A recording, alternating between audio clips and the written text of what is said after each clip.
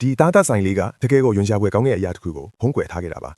1994ခုနှစ်တုန်းကလူဝီဇီယာနာပြည်နယ် Baton Rouge မြို့နာကတိတ်ဆိတ်ငြိမ်သက်တဲ့မြို့လေးကမြို့မှာ Walter Griggs ဆိုတဲ့လူတစ်ယောက်က Griggs and Cats လို့ခေါ်တဲ့လမ်းဘေးသားသားဆိုင်လေးတစ်ခုကိုဖွင့်ထားခဲ့တယ်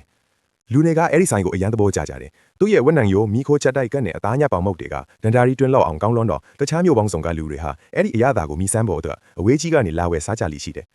ဝါတာကတော့ကောင်တာနောက်မှာအငင်းနှံပြုံးရင်နေပြီးလာသမျှဖောက်တယ်တွေကိုကိုမိသားစုလိုမျိုးရင်းရင်းနှီးနှီးစကားပြောတတ်ခဲ့သူပေါ့ဒါပေမဲ့နောက်ပိုင်းမှာလူတွေစပြီးပျောက်ချင်းမလတ်ပျောက်ကုန်ကြတယ်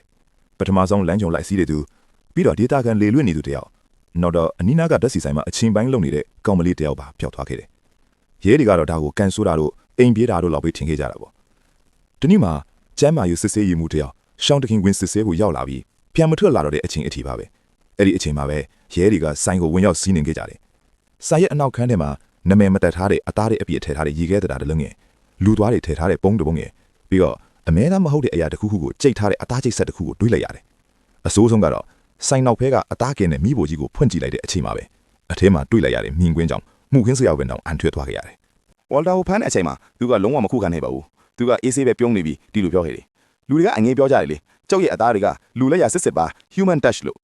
သူကလူ9ယောက်ကိုတတ်ခဲ့တယ်လို့ဝန်ခံခဲ့ပြီးမြဲတကယ်အရေးအတွက်အမှန်ကိုတော့ဘယ်သူမှမသိနိုင်ပါဘူးအခုတော့အဲ့ဒီမျိုးလေးမှာဘယ်သူမှဘာဘီကျူးစားတိုင်းမတွေးမိပဲမနေနိုင်ကြတော့ဘူးဘာလို့လဲဆိုတော့ကိုစားနေတဲ့အသားထဲမှာဘာတွေပါနေမှန်းဘယ်သူမှတကယ်မသိနိုင်လို့ပါပဲ